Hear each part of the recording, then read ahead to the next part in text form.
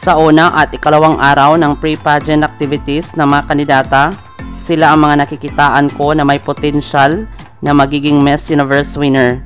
Nasa unang pwesto ang kinatawan ng bansang Mexico, sinundan ng mga representative ng Thailand, Nicaragua, Philippines, Venezuela, kasama din ang mga bansang Dominican Republic, India, Colombia, United States of America at Puerto Rico.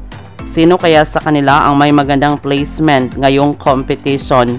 Sa kabilang banda, gaganapin ang Grand Coronation Night ng nasabing pageant sa darating na November 18 ngayong buwan. Maraming salamat sa panonood. Para maging updated ka, huwag kalimutang mag-subscribe.